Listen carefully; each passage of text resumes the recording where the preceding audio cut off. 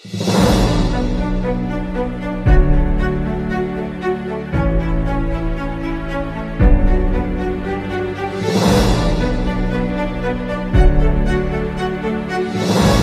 కాలంలో వాడికి సుస్థి కావడం, అనారోగ్యం కావడం, దాంతో తెల్లవారు చనిపోవడం చాలా బాధిస్తుంది.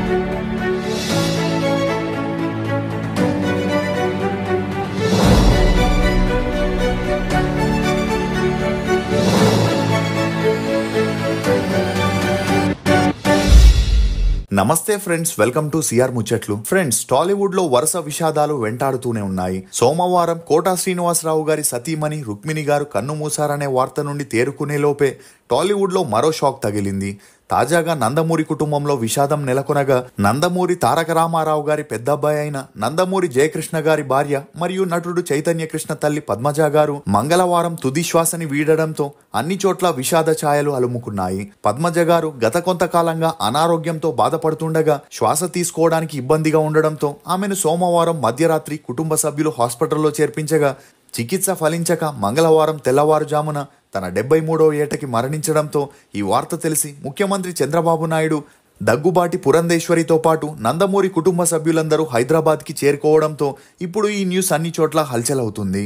అసలు పద్మజ గారి కూతురు ఆత్మహత్య చేసుకోవడానికి గల కారణాలేంటి? సీనియర్ ఎన్టీఆర్ పెద్ద కొడుకు జయకృష్ణ ఎందుకు జైలుకు వెళ్లాల్సి వచ్చింది? తండ్రి జయకృష్ణ లాగే కొడుకు చైతన్య కృష్ణని కూడా సినిమాల్లో ఎదగనివ్వకుండా నందమూరి ఫ్యామిలీ అడ్డుకుందా అనే నమ్మలేని నిజాల్ని ఈ వీడియోలో చెప్పడానికి నేను ప్రయత్నిస్తాను. మీరు మాత్రం ఈ వీడియోని పూర్తిగా చూడండి. నందమూరి చైతన్య కృష్ణ ఇతను 1980 మే 27న తెలంగాణలోని హైదరాబాద్ లో జన్మించాడు. తండ్రి నందమూరి జయకృష్ణ, తల్లి పద్మజాదేవి. ఇతనికి కుముదిని అనే అక్క కూడా ఉండేది. మనం చైతన్య కృష్ణ గురించి తెలుసుకునే ముందు అతని తండ్రి జయకృష్ణ గారి గురించి తెలుసుకుంటే నేను చెప్పే కథ మీకు పూర్తిగా అర్థమవుతుంది. 1923 మే 28న లక్ష్మయ్య చౌదరి, వెంకటరామమ్మ దంపతులకి నందమూరి తారక రామారావు గారు మొదటి సంతానంగా జన్మించారు. ఇతనికి త్రివిక్రమరావు అనే తమ్ముడు కూడా ఉన్నాడు. ఇక చదువుల్లో చురుగ్గా ఉన్న తారక రామారావు గారు తన BA డిగ్రీని పూర్తి చేసి గుంటూరులో సబ్ రిజిస్టర్ గా గవర్నమెంట్ జాబ్ ని సంపాదించారు. అలా ఎన్టీఆర్ గారికి 20 ఏళ్లున్నప్పుడు తన మేనమామ కూతురైన బసవ తారకం గారిని 1943 మే 2న పెద్దల సమక్షంలో పెళ్లి చేసుకున్నారు. ఇక అలా వీరి అన్యోన్య సంసారానికి గుర్తుగా 1945లో రామకృష్ణ అనే ఒక కొడుకు కూడా జన్మించాడు. ఇక ఇతను మొదటి సంతానం అవ్వడంతో చిన్నప్పటి నుండి చాలా గారాబంగా పెంచారు. అలా 6 సంవత్సరాల తర్వాత జయకృష్ణ అనే మరో కొడుకు కూడా జన్మించాడు. ఇక ఎన్టీఆర్ కి తన మొదటి కొడుకైన రామకృష్ణని సినిమాల్లో హీరో చేయాలనుకునేవారు. ఇదిలా ఉంటే జయకృష్ణ గారు నిమ్మకూరులోని ప్రైవేట్ స్కూల్లో చదివారు. అలా ఆ తర్వాత జయకృష్ణ గారికి 6 తమ్ముళ్ళు, 4 చెల్లెలు కూడా పుట్టారు. ఇక అప్పటికే ఎన్టీఆర్ గారు సినిమాల్లో స్టార్ హీరోగా ఎదగడంతో మద్రాస్ లో ఒక పెద్ద ఇల్లుని కొని ఫ్యామిలీని మొత్తం మద్రాస్ లోనే సెటిల్ చేశారు. ఇక అలా ఎన్టీఆర్ గారి అకౌంట్ కి సంబంధించిన అన్ని విషయాలని ఎన్టీఆర్ గారి తమ్ముడైన త్రివిక్రమరావు చూసుకునేవారు. ఇక ఇతనికి అసిస్టెంట్ గా చేస్తూ పెద్ద కొడుకైన రామకృష్ణ తోడుగా ఉండేవాడు. అలా ఇతను సినిమా షూటింగ్స్ కి వెళ్తుండడంతో త్వరలోనే రామకృష్ణని హీరోగా లాంచ్ చేయాలని ఎన్టీఆర్ గారు అన్ని ఏర్పాట్లని చేస్తుండగా రామకృష్ణ తన తాతయ్య, నానమ్మలను చూసేందుకు నిమ్మకూరికి వెళ్ళగా అక్కడ మసూచి వ్యాధి రావడంతో దానికి ట్రీట్మెంట్ లేక 1962లో తన 17వ ఏటకి మరణించాడు. ఇక అలా పెద్ద కొడుకు మరణంతో ఎన్టీఆర్ గారు చాలా కృంగిపోయారు.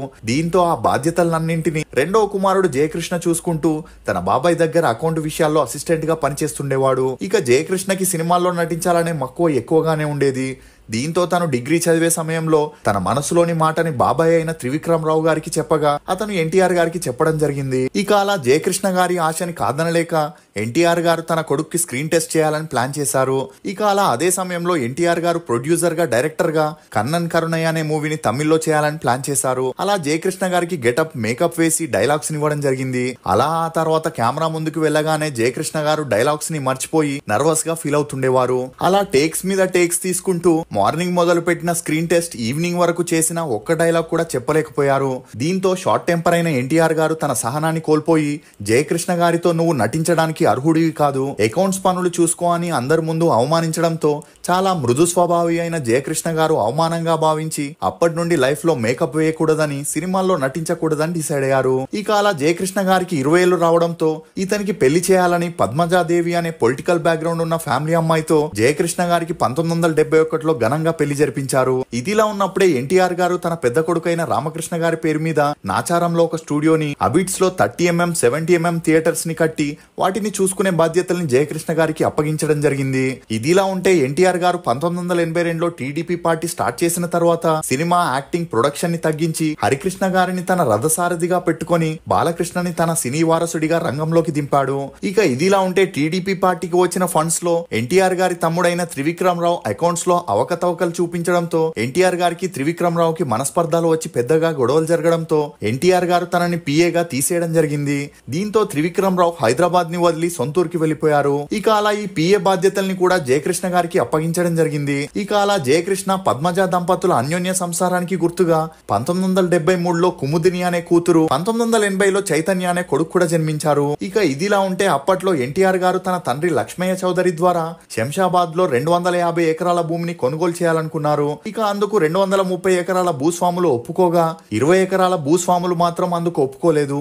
అయినా కూడా ఆ 250 ఎకరాల భూముల్ని ఎన్టీఆర్ గారు తన తండ్రి పేరు మీద రిజిస్టర్ చేసుకోవడంతో కొంతమంది రైతులు కోపంతో ఆందోళనకి దిగారు. కానీ దీన్ని ఎన్టీఆర్ గారు పెద్దగా పట్టించుకోలేదు. ఇక అలా ఆ భూమిని ఎన్టీఆర్ గారి తండ్రి గారు వారానికి 2 సార్లు కారులో వెళ్లి చూసుకొస్తుండేవారు. అలా 1976 సెప్టెంబర్ 6న లక్ష్మయ్య గారు జయకృష్ణ గారిని వెంటబెట్టుకుని డ్రైవర్ తో అక్కడికి వెళ్లడం జరిగింది. ఇక ఈ సమయంలోనే కొంతమంది రైతులు లక్ష్మయ్య గారిని చూసి గొడవకు దిగారు. అలా ఆ గొడవని ఆపడానికి వెళ్లిన డ్రైవర్ ని రక్తం వచ్చేలా కొట్టడం జరిగింది. దీంతో 74 ఏళ్ల లక్ష్మయ్య గారి తలకి ఆ గొడవలో తీవ్రంగా దెబ్బలు తగలడంతో భయపడిన జయకృష్ణ గారు పక్కనే ఉన్న పొలాల్లోకి పారిపోయి దాక్కోవడం జరిగింది. అలా ఆ రైతులు కారద్దాల్ని పగలగొట్టి తమ ఆవేశాన్ని తీర్చుకోవడం జరిగింది. ఇక ఆ గొడవల్లో తీవ్రంగా గాయపడిన లక్ష్మయ్య గారిని జయకృష్ణ గారు హుటాహుటిగా హాస్పిటల్లో చేర్పించగా అప్పటికే ఇతను మరణించినట్లు వైద్యులు ధృవీకరించారు. ఇక అలా తండ్రి మరణం భూ వివాదంలో జరిగిందని జనాలకి తెలిస్తే పరువు పోతుందని, తన రాజకీయ భవిష్యత్తుకు కూడా ముప్పొస్తుందని ఎన్టీఆర్ గారు ఈ మరణాన్ని యాక్సిడెంట్ గా క్రియేట్ చేసి కార్ బ్రేకులు ఫెయిల్ అయి ఒక కరెంట్ పోల్ కి గుద్దడం వల్లే తన తండ్రి మరణించినట్లు చెప్పుకొచ్చారు. ఇక ఈ గొడవలతో ఎన్టీఆర్ గారు ఆ రైతులకి 20 ఎకరాల భూమిని ఇచ్చేసి ఈ గొడవలకి అక్కడికే ఫుల్ స్టాప్ పెట్టారు.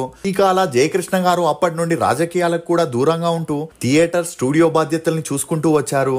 ఇక ఇదిలా ఉంటే జయకృష్ణ గారి కూతురైన కుమిదిని బీటెక్ చదువుతున్నప్పుడు ఆమెకు పెళ్లి చేయాలని ఎన్టీఆర్ గారు ఫిక్స్ అయ్యారు. దీంతో తనకి క్లోజ్ ఫ్రెండ్ అయిన ప్రొడ్యూసర్ ఎల్వి ప్రసాద్ గారి మనవడైన శ్రీనాథ్ అప్పటికే యుఎస్ఏలో జాబ్ చేస్తుండడంతో ఈ పెళ్లికి ఇరు కుటుంబ సభ్యులు అంగీకరించి 1993 మార్చి 11న హైదరాబాద్ లో ఘనంగా వీరికి పెళ్లి జరిపించారు. ఇక ఆ పెళ్లి తర్వాత కుమిదిని యుఎస్ఏకి వెళ్లి తన బీటెక్ ని కంటిన్యూ చేసింది. అలా వీరి అన్యోన్య సంసారానికి గుర్తుగా 2 అబ్బాయిలు కూడా జన్మించారు. ఇక అప్పటి వరకు అన్ని బాగానే సాగినప్పటికీ ఎప్పుడైతే శ్రీనాథ్ తన బిజినెస్ పార్ట్నర్ అయిన తానియా కపూర్ తో ఎఫ్ఐఆర్ పెట్టుకున్నాడని కుమిదినికి తెలిసిందో అప్పటి నుండి ఈమె మానసికంగా కృంగిపోయి 1997లో బలవన్మరణానికి పాల్పడింది. ఇక అలా ఈమె పెద్ద కొడుకు ఇమ్మీడియట్ గా తండ్రికి ఫోన్ చేసి ఈ విషయం చెప్పడంతో అతను అంబులెన్స్ కి ఫోన్ చేయడం, వారు సరైన సమయానికి రావడంతో ఈమె బ్రతికి బయటపడింది. కానీ అప్పటి నుండి భార్యాభర్తలు ఇద్దరి మధ్య తరచూ గొడవలు జరుగుతుండడంతో ఈ గొడవలతో విసుగు చెందిన శ్రీనాథ్ కుమిదిని కొట్టి టార్చర్ పెడుతుండేవాడు. ఇక అలా ఇతని టార్చర్ ని భరించలేక చెన్నైలో ఉండే తన అత్తామామల దగ్గరికి 1999లో తన 2 పిల్లల్ని తీసుకుని వెళ్ళింది. అలా ఆ తర్వాత ఇంట్లో ఖాళీగా కూర్చోవడం ఇష్టం లేక చెన్నైలోని సత్యం కంప్యూటర్స్ లో జాబ్ లో జాయిన్ అయింది. ఇక అలా తన భర్త ఎప్పటికైనా తానియా కపూర్ ని వదిలేసి తన దగ్గరికి వస్తాడనే ఆశతోనే ఉండేది. కానీ శ్రీనాథ్ కుమిదినికి విడాకులు ఇచ్చి తానియా కపూర్ ని పెళ్లి చేసుకోవాలని 2000 సంవత్సరం అక్టోబర్ 24న విడాకుల నోటీస్ ని పంపించాడు. దీంతో అప్పటికే మానసికంగా చాలా కృంగిపోయిన కుమిదిని గడ్డి మందు తాగేసింది. ఇక ఈమె పరిస్థితిని చూసిన అత్తామామలు హాస్పిటల్లో చేర్పించగా 5 రోజుల ట్రీట్మెంట్ తర్వాత కుమిదిని పరిస్థితి విషమించి ఈ లోకాన్ని వదిలి వెళ్లిపోయింది. అలా ఈమె మరణంతో జయకృష్ణ గారు కోర్టులో కేసు వేసి తన కూతురు ఇలా అవ్వడానికి శ్రీనాథే కారణమని చెప్పగా ఇతనికి కోర్టు 10 సంవత్సరాల జైలు శిక్ష విధించిన శ్రీనాథ్ మాత్రం కుమిదినికి మానసిక ఆరోగ్యం బాగోలేదని, అందుకోసమే ట్రీట్మెంట్ కూడా తీసుకుంటుండేదని, అంతకు ముందు కూడా ఒకసారి బలవన్మరణానికి పాల్పడిందని, తను ఈమెకు ఎలాంటి టార్చర్ పెట్టలేదని ఒక సర్టిఫికేట్ తో హైకోర్టులో అప్లై చేయగా ఇతను నిర్దోషని హైకోర్టు తీర్పు ఇవ్వడంతో పాటు చెన్నై ఫ్యామిలీ కోర్టు 2 పిల్లల బాధ్యతల్ని తండ్రికి అప్పగించడం జరిగింది. ఇక అలా జయకృష్ణ గారు తన 2 మనవల్ని ఎలాగైనా తన దగ్గరే ఉంచుకోవాలని కోర్టులో ఎన్ని కేసులేసినా ప్రయోజనం లేకుండా పోయింది. దీంతో సున్నిత మనస్తత్వం గల జయకృష్ణ గారికి 1996లో తన తండ్రి ఎన్టీఆర్ గారి మరణం, ఆ వెంటనే తన కూతురి మరణాన్ని చూసి అంతేకాకుండా మనవళ్ళు కూడా దూరం అవ్వడం తట్టుకోలేక మానసికంగా కృంగిపోయాడు. దీంతో తన వాటాగా వచ్చిన రామకృష్ణ థియేటర్ ని చూసుకోలేక నర్సింగ్రావు అనే అతనికి రెంట్కిచ్చాడు. అలా 27 లక్షల డిపాజిట్ తో నెలకి ₹1,00,000 రెంట్ ఇచ్చే దాంట్లో ఫ్యామిలీని రన్ చేస్తూ రాజకీయాలు సినిమాల నుండి దూరంగా ఉంటూ వచ్చాడు. ఇక ఇదిలా ఉంటే చైతన్య కృష్ణ పుట్టినప్పటి నుండి సినిమా అట్మాస్ఫియర్ లో పెరగడంతో తనకు కూడా సినిమాల్లో నటించాలని ఇంట్రెస్ట్ చాలా ఉండేది. ఇక అలా చైతన్య తన స్కూలింగ్ ని హైదరాబాద్ లోని పబ్లిక్ స్కూల్లో చదివాడు. చదువుల్లో అంతంత మాత్రమే ఉన్న చైతన్య తన బీకామ్ డిగ్రీని Bhadraka college of commerce and arts లో పూర్తి చేసి యుఎస్ఏకి వెళ్లి ఫర్దర్ స్టడీస్ ని కంటిన్యూ చేయాలనుకున్నాడు. కానీ అదే సమయంలో జూనియర్ ఎన్టీఆర్ నిన్ను చూడాలని, స్టూడెంట్ నెంబర్ 1 అనే మూవీస్ ద్వారా ఇండస్ట్రీలోకి ఎంట్రీ ఇస్తే, మరోవైపు తారకరత్న 1వ నెంబర్ కుర్రాడని, కళ్యాణ్ రామ్ తొలి చూపులోనే అనే మూవీస్ ద్వారా సినీ అరంగేట్రం చేయడం జరిగింది. ఇక ఇది చూసిన చైతన్యకు కూడా సినిమాల్లో నటించాలనే ఇంట్రెస్ట్ ఎక్కువైంది. అలా ఈ విషయం జయకృష్ణ గారికి చెప్పడంతో కొడుకు ఆశని కాదనలేకపోయాడు. ఇక అప్పటికే నందమూరి ఫ్యామిలీలో రాజకీయంగా, ఆస్తుల పరంగా జూనియర్ ఎన్టీఆర్ విషయాల్లో చాలా గొడవలు జరుగుతుండడంతో చైతన్య కృష్ణ మూవీస్ లో చేయడానికి ఎవరు సపోర్ట్ చేయలేదు. దీంతో జయకృష్ణ గారు తనకి మంచి పరిచయం ఉన్న నటి రాధిక తన సొంత బ్యానర్ లో మూవీస్ చేస్తుందని తెలుసుకొని ఆమెను కలవడం జరిగింది.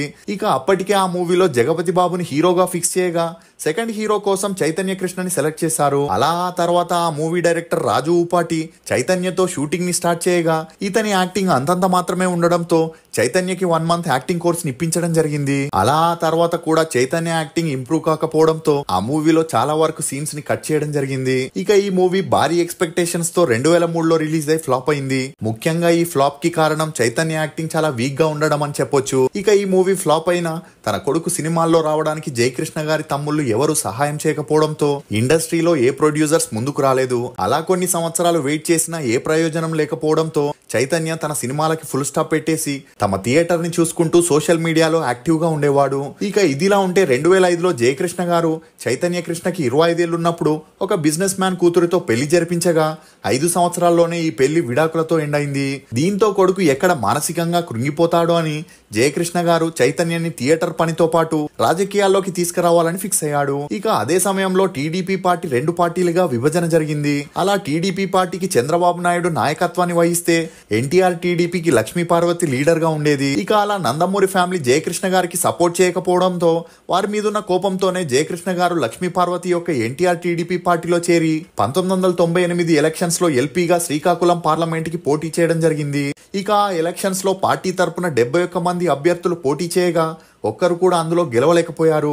ఇక ఇదిలా ఉంటే రామకృష్ణ థియేటర్ ని మల్టీప్లెక్స్ చేపించాలని కొంతమంది చైతన్యకి మంచి డీల్ ఇవ్వడంతో అందుకు ఇతను ఒప్పుకోవడం జరిగింది.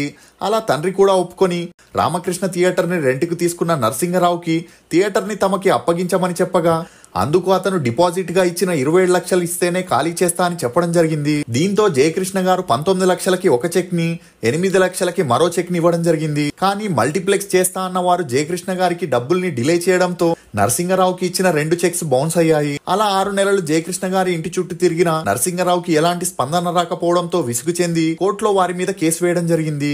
దీంతో జయకృష్ణ గారికి 6 నెలల శిక్షతో పాటు 25 లక్షల జరిమానాని కూడా విధించారు. ఇక ఆ తర్వాత జయకృష్ణ గారు బెయిల్ మీద బయటకు వచ్చారు. ఇదిలా ఉంటే జూనియర్ ఎన్టీఆర్ కి 2010లో జనాల్లో వచ్చిన క్రేజ్ తో ఇక అలా ఇది చూసిన చైతన్య కృష్ణ తను సినిమాల్లో యాక్ట్ చేసి మంచి పబ్లిసిటీని సంపాదిస్తే తనకి కూడా టీడీపీ పార్టీలో మంచి ఆదరణ వస్తుందని ఒక మంచి మూవీ చేయాలని తండ్రికి చెప్పడం జరిగింది. ఇక అలా మల్టీప్లెక్స్ వారిచ్చిన డబ్బుతో మూవీ చేయాలని జయకృష్ణ గారు ఫిక్స్ అయ్యారు. కానీ అప్పుడే లాక్డౌన్ రావడం జరిగింది. ఇక ఇదిలా ఉంటే కొడుకుని ఒంటరిగా చూడలేని తండ్రి కొడుక్కి 2వ పెళ్లి చేయాలని ఫిక్స్ అయ్యాడు. అలా విజయవాహిని స్టూడియో అధినేత కాలిఫోర్నియాలో సెట్ అయిన ఎన్ఆర్ఐ ఆలూరి చక్రపాణి కూతురు రేఖతో చైతన్య కృష్ణకి డిసెంబర్ 7, 2020 నిశ్చితార్థాన్ని జరపగా 2020 డిసెంబర్ 18 వీరికి సింపుల్ గా నందమూరి కుటుంబ సభ్యుల మధ్యన పెళ్లి జరిపించారు. ఇక అలా కరోనా పూర్తవగానే చైతన్య కృష్ణ హీరోగా, జయకృష్ణ గారు ప్రొడ్యూసర్ గా బ్రీత్ అనే సినిమాని చేస్తున్నట్లు అనౌన్స్ చేశారు. ఇక అప్పటి నుండి సోషల్ మీడియాలో చైతన్య మీద ట్రోలింగ్ మొదలైంది. ఇందుకు కారణం అతను 43 ఏళ్ళలో హీరో అవుతుండడమే. అయినా ఇదంతా పట్టించుకొని చైతన్య బ్రీత్ మూవీ షూటింగ్ ని కంప్లీట్ చేసుకొని 2020 డిసెంబర్ 2న ప్రేక్షకుల ముందుకు వచ్చిన ఈ చిత్రం ఆశించినంత విజయాన్ని అందుకోలేదు. కానీ చైతన్య కృష్ణకి మాత్రం ఈ ట్రోలింగ్స్ వల్ల ఈ ఒక్క సినిమాతో 10 సినిమాల్ని చేస్తే వచ్చేంత పబ్లిసిటీ వచ్చిందని చెప్పొచ్చు. కానీ బ్రీత్ మూవీ తర్వాత సినిమాలకి దూరంగా ఉన్న చైతన్య కృష్ణ తమ వారసత్వ వ్యాపారాలని చూసుకుంటూ బిజీ అయ్యాడు. అయితే ఇతని తల్లి పద్మజ గారు దగ్గుబాటి శ్రీనివాసరావు గారికి స్వయాన చెల్లెలవ్వడం గమనార్హం. కానీ ఈమె చాలా కాలంగా అనారోగ్య సమస్యలతో బాధపడుతున్నప్పటికీ చికిత్సని తీసుకుంటూ వచ్చారు. అలా ఈమెకి చాలా రోజుల నుండి లంగ్స్ ఇన్ఫెక్షన్ ఉండటం, దీంతో శ్వాస తీసుకోవడం కష్టంగా మారడంతో ఇమీడియట్ గా భర్త కొడుకు సోమవారం అర్ధరాత్రి ప్రైవేట్ హాస్పిటల్లో చేర్పించగా ఆమె ఆరోగ్యం అప్పటికే విషమించి తన 73వ ఏటకి తిరిగి రాని లోకానికి వెళ్లిపోయింది. అలా ఈ వార్త తెలిసి సినీ ప్రముఖులు, నందమూరి కుటుంబ సభ్యులు జయకృష్ణ గారి ఇంటికి వచ్చి జయకృష్ణ గారిని మరియు తన కొడుకు చైతన్య కృష్ణని ఓదారుస్తూ పద్మజ గారి అంత్యక్రియల్ని బుధవారం హైదరాబాద్లో నిర్వహిస్తున్నట్లు నందమూరి ఫ్యామిలీ వెల్లడించింది. ఏదేమైనా పద్మజ గారి ఆత్మకి ఆ దేవుడు శాంతిని ప్రసాదించాలని కోరుకుందాం. ఇది ఫ్రెండ్స్ చైతన్య కృష్ణ గురించి కొన్ని నమ్మలేని నిజాలు. ఈ వీడియో మీద మీ అభిప్రాయాన్ని కామెంట్ సెక్షన్లో తప్పకుండా తెలియజేయండి. మేము చేసిన ఈ వీడియో మీకు నచ్చినట్లయితే ఒక లైక్ ద్వారా మీ సపోర్ట్ని మాకు తెలియజేయండి. For more interesting videos please subscribe to CR Muchatlu. Thank you.